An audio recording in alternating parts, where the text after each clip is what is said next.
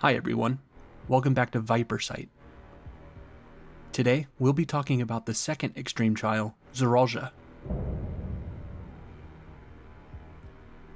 This fight rewards quick thinking and careful planning, so let's get right into it.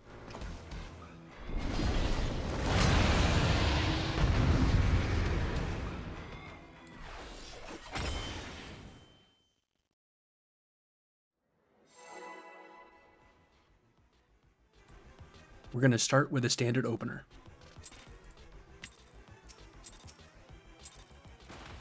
This power is proof of my authority!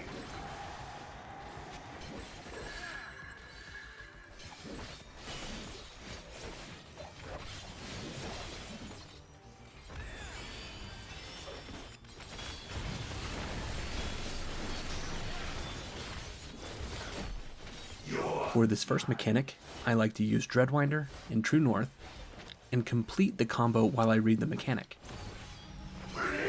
It's backward half, so we're going to be behind him and opposite side of the glowy sword. Then we need to figure out the safe spot.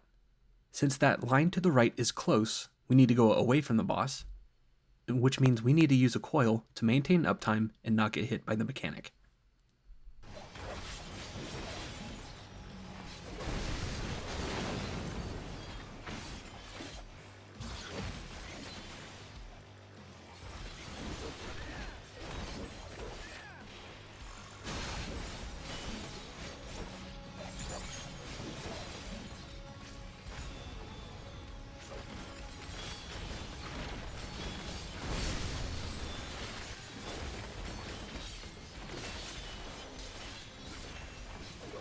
Creation yields to my command!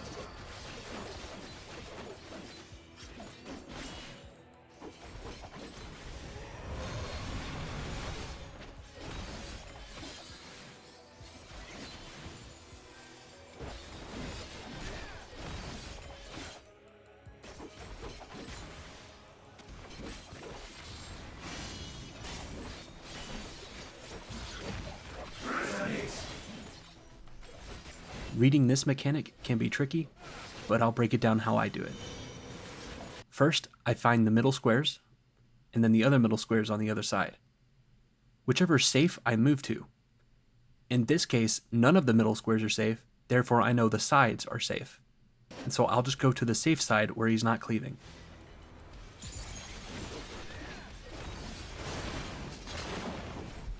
The trick is to only look at the middle squares. Mine is the path! Unless the middle squares are all not safe, there will be at least one safe for each cleave pattern.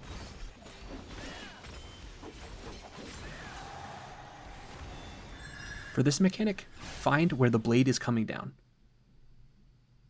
It's green, so it'll be a knockback. Dodge this first, Light my blade! and then look at the cleave blade. Take the line you're standing in, and trace it all the way back to the end. If there's a sword there, move. If not, you're good.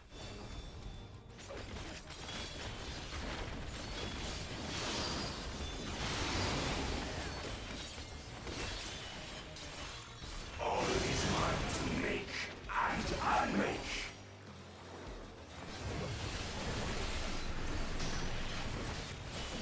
Notice here how I set up my positionals. Such might I start a dual wield combo, go to Dreadwinder, use my rear first, and then I'm able to do both flanks right where I need to be standing. For the first projection of Triump, I like to start on the donut AoEs first. After this, focus on going to the safe side. He does forward, we're already on the safe side, and so we'll focus on dodging the line first. Immediately after this, we'll dodge his cleave, and then we'll dodge the last line. And then after this, we're good.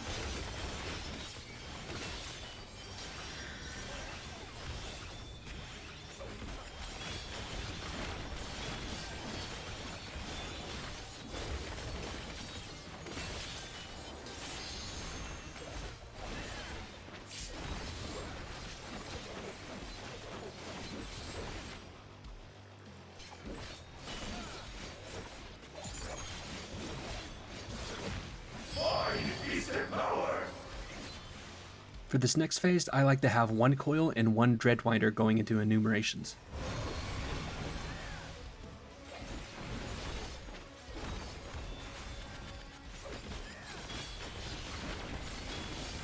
This timing can be tight, but I'll tell you the goal. While you're knocked up, your GCD should be spinning. I messed up here, but we'll talk about after the video.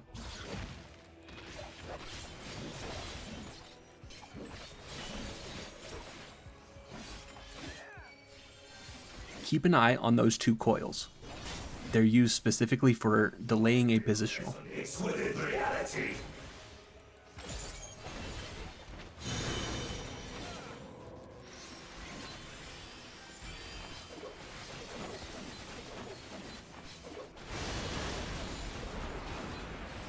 For this jump, I like to use Dreadwinder if I have to jump. This time, we're on the correct side so we don't have to, but I use it anyway.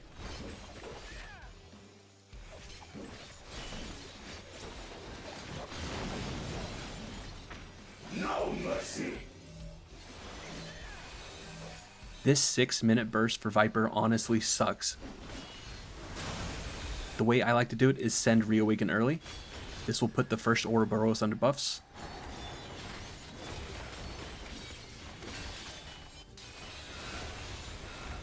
And here I didn't have faith in my group, so I sent a coil when I didn't have to. My chains broke as soon as I landed, which is what's supposed to happen. Because I did this, our buff up time is in danger. Now it would have been recoverable if I didn't use Dreadwinder right here. We'll talk more about that afterward. But you can see my damage buff was dropped and I'm about to lose my finisher buff.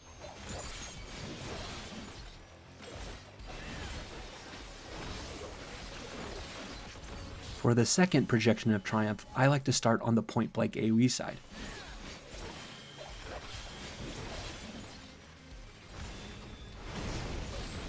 And the dodge pattern is the same. Dodge the cleave first, we're on the correct side, so we'll dodge the line. Then we'll do in and out. This is out because the swords are in.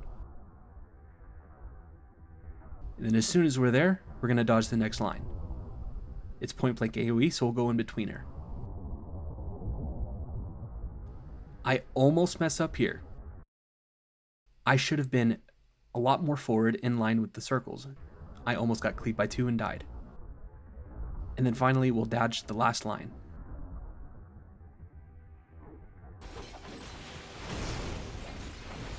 For tank tethers, I should have moved over and dodged the donut AoE again to give the tank more room. And because of this, I got the monk killed. My fault.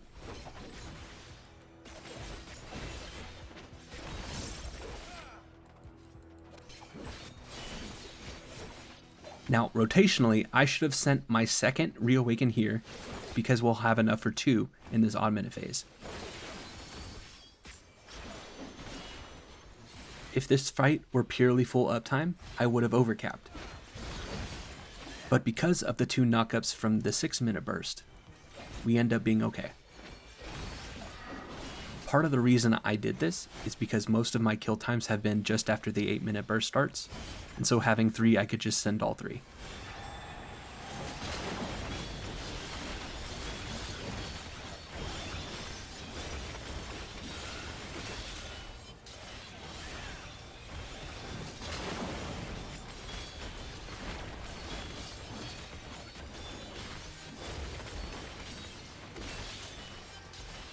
Now, in most farm groups nowadays, this is where the fight would end.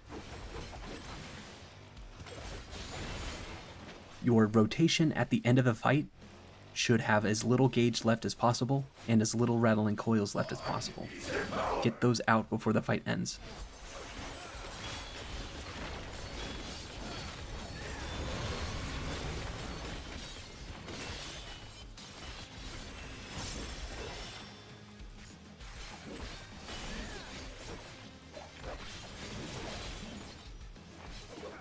We're dodging squares again, so just find the open middle square.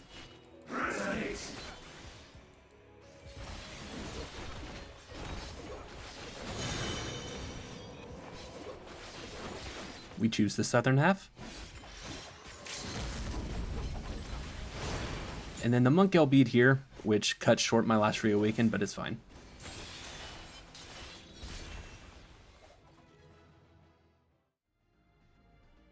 So let's look at what we can learn from this fight. We maintained high uptime, which is a great thing. We only overcapped Noxious Nash by 2 seconds around the 8-minute burst, which we'll look out here in a second. But let's look at the mistakes first. The first was timing at enumerations. What we should have done is either send an extra dual wield GCD after the reawaken, or right before the reawaken, so that we can put that Dreadwinder on the knockup. That would have our GCD spinning while we're in the air, so we don't lose as much. The second major mistake was the 6-minute burst itself. To be completely safe, you should probably just do a single reawaken burst opener and just focus on maintaining your buffs. No mercy. Now, you can fit 2 reawakens into raid buffs here, but it's incredibly tight timing, and you'll see why. We send this reawaken early, that puts Ouroboros in the last couple of generations under buffs, and then we immediately go back into reawaken. When we land, our chain should drop, and it did, I just wasn't expecting it. And so I messed up by pressing that coil. If we finished the second reawaken, we could have got 2 Ouroboroses under buffs and maintain our buffs. We probably still could have if I didn't press this Dreadwinder right here. If I just finished the dual wield combo, I might have been able to get a Dreadfangs off, and then when I come back down, have enough time to reapply my damage buff. If it wasn't in time, then the 10% missing damage would be on a lower potency ability, minimizing losses. And then lastly, we overcapped Noxious Nash by about 2 seconds on our 8-minute burst. This is because of this Dreadfangs right here. I should have done Steel Fangs so our debuff wouldn't overcap, and I still had enough time to apply Dreadfangs right before burst.